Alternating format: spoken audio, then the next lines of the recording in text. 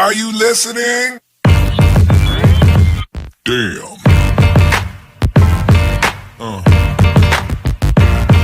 Yeah. Yeah. Another episode of Trash Talk. I'm TJ O'Connor. With me, as always, Damian the Wolverine Hill. We're joined tonight by Noah Sjolund, who's ready to say some things. But first, Trash Talk is brought to you by the sponsors of the show: Valhalla Combat Sports Incorporated, Ink Shrinks Tattoo, Origin Wellness CBD, the Striking Institute, Spartan Martial Arts, James Clark Sports Psychology and Hypnosis Therapy, The Fighters, and my mom, who's in Colorado. Noah, how you doing tonight? I'm doing great, man. How are you guys doing? Man. Doing good. Can you guys hear me through this mask? No, but I'm wondering why you're wearing it. Yeah, I can. Spartan mask. I just felt like wearing it as one of the sponsors, but I'm not gonna wear it. Yeah, I'm not gonna wear it the whole show. I can't. That's you want to pull it to the camera? That's a Spartan mask? I couldn't even see it.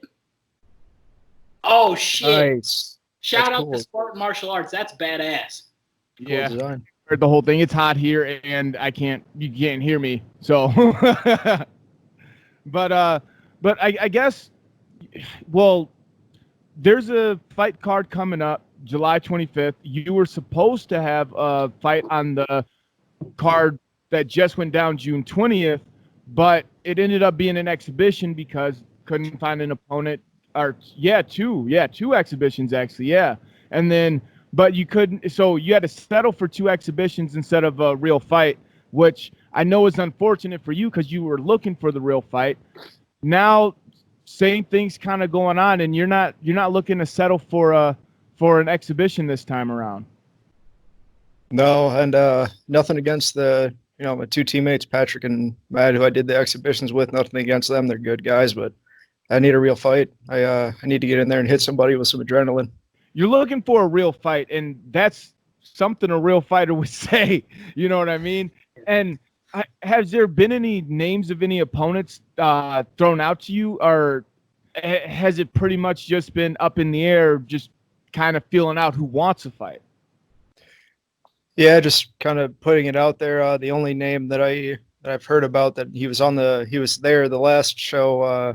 Watching my matches, his name is Colin Connery. So I don't know much about the guy, but I've heard he's a scrappy guy. I'm scrappy, so two brawlers put us in the center of the cage or center of the ring and watch us hit each other. Man, well, I'll say right now, I know a lot about Colin, and I've seen every one of your fights as well, and I think that's a great fight on paper and in reality. I mean, looking at it here, you have had, I believe, 3 official kickboxing matches, correct? 4. 4, excuse me. Yeah. And then the 2 exhibitions here. And let's address the elephant in the room. You're undefeated. You beat every guy they've put in front of you so far. You've been winning these fights. And I feel like Colin is a guy that, I mean, he's been around the MMA scene for years at this point. He's one of those names that where you hear it and you know, oh shit, well, okay, Colin's going to show up, because he's one of those guys that agrees to a fight and grits it. He's been in there with a lot of tough guys. I think that is a great fight for you at this point in your career to see where you're at against Colin. And I hope that doesn't sound condescending at all, because it's not. I think it's a great test to see where you're at, and I think you feel the same way making that call out. Yeah, definitely. Yeah, it's it can be anyone, but yeah, he's the name I'm looking for. But yeah, anyone that's between 150 and 160 that likes to brawl, reach out. Well, I love the mindset, and I really love that matchup if it ever does go down. And I do feel like he's a little bit of a step up, and being a guy who's undefeated, you kind of can't afford to be fighting turds anymore. And I think you were fighting turds in the beginning anyway. Shit, I kind of worded that wrong. Hopefully that didn't sound disrespectful to anybody. No, nothing against them. Yeah, but it's one of those things where once you prove yourself at a certain level, you have to compete with guys at that next level.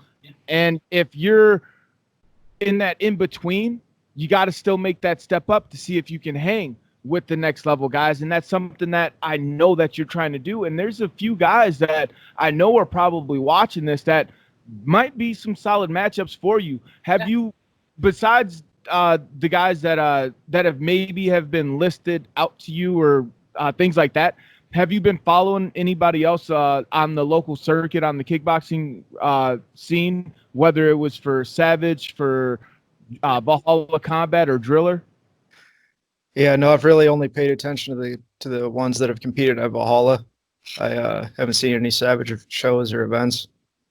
So the guys at Valhalla, there's guys from Fight Squad, from McEwen's. There's a variety of gyms that come and compete there. So, and been looking at those guys, and those guys are some, those guys, both those gyms know how to scrap. Oh yeah, I mean there's tough guys all over the place, and whether you're at the Valhalla shows or if you're lucky enough to make it down to the Savage shows at Neeson, because those are fun too. So I mean, getting the broad spectrum, there's so many tough guys, and when you say the weights between 150 and 160, you're gonna find some bad dudes. So yeah.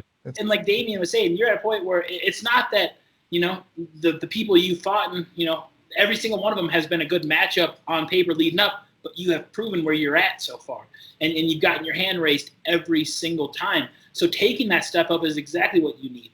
And that's not saying that's a step up, because I don't know how many kickboxing matches necessarily Colin's had, but he's experienced. He's a fighter.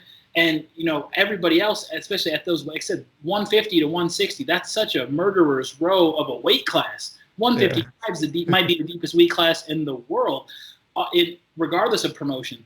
So when you're looking out, is this something to where you're – I'm trying to think of how I want to word it. You're looking for specific people, or is it just you're at the point now where it's like, Jim, find someone, I want to go? The latter, yep. Yeah, just please find me someone. Someone reach out to James Clark, Valhalla Combat. Now, what have been some of the things that you've been working on, because you haven't had an opponent, but I know you're still staying ready, still staying active in the gym, trying to get an opponent, but without having a specific opponent. What are the things that you've been working on? Oh man, just blocking punches with my face, zombie style. Gotta keep that chin tough. Oh, I love it. And if there's anything that says, hey guys, come fight me more, it's saying, hey, I've been blocking punches with my face. And I love the attitude you got. You know where you're at. And talking to you now, this is multiple interviews, and just seeing that confidence growing, and just like, give me a name. We already have the date. The date's figured out, July 25. Yeah, July 25th. A certain weight class to put their name on the other side of the marquee.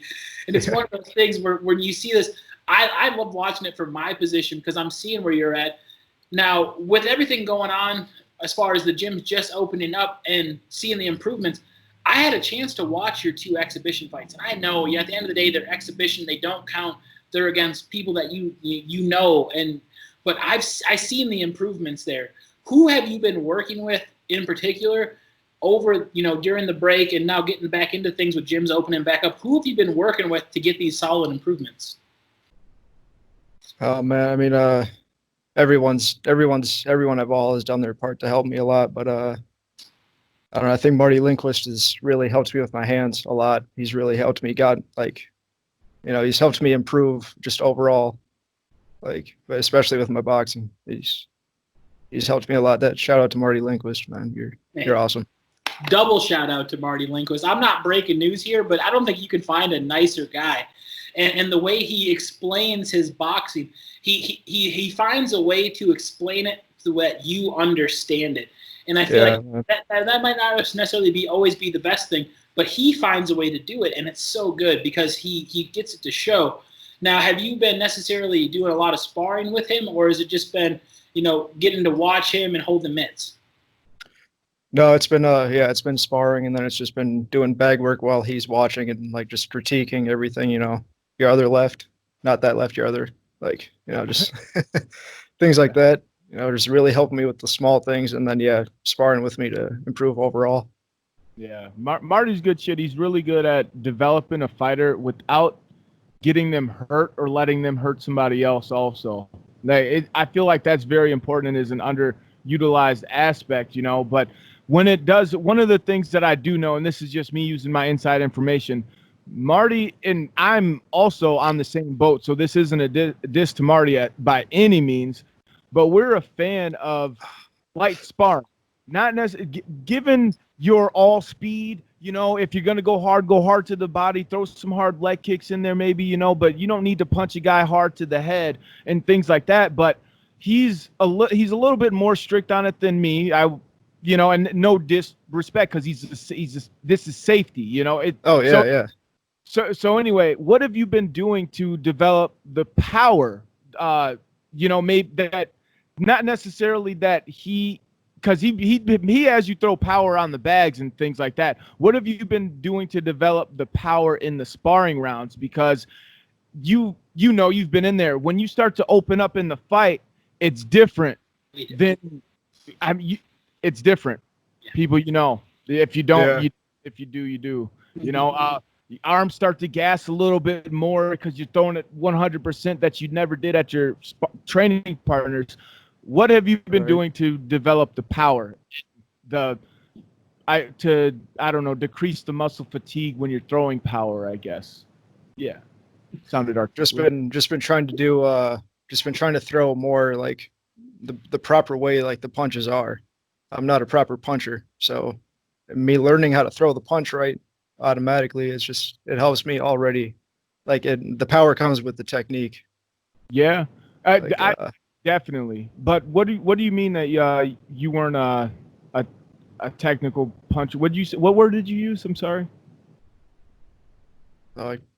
You said you don't punch right. You said you don't punch right. What do you mean by that? I just don't feel. I feel like I don't know. I didn't have a snap or any power on my punches. Like they were just like there were more, just like distractions for the kicks. But now I feel like since I've actually spent time and like been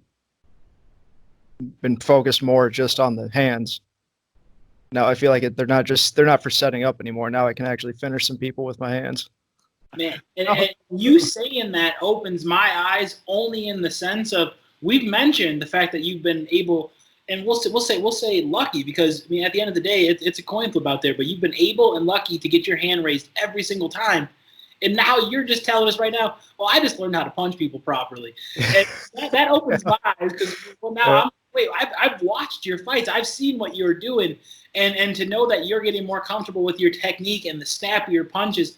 I can't wait to see you put this into play for real, because like I said, I had a chance to watch you fight earlier this month on the Father's Day card, but those were exhibition fights. You could tell that you were finding your angles, you were doing everything right, but you weren't trying to get the person out of there. You weren't trying to snap those punches, with all due respect to them, but you could.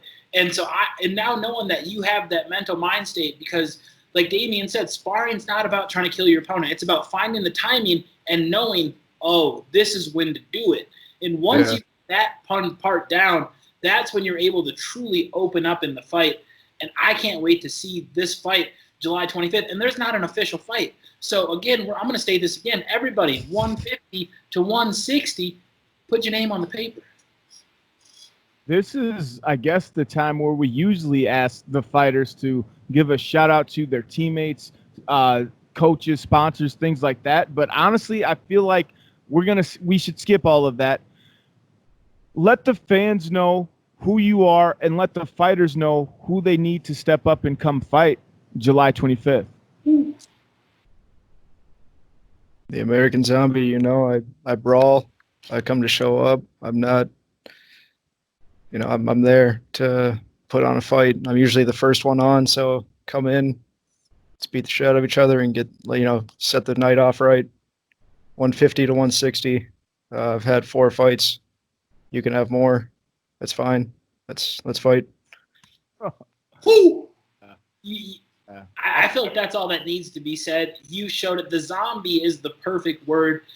We've seen you touch the canvas, get back up, and put your opponent down in the same round every single time. So July 25th, somebody, come on.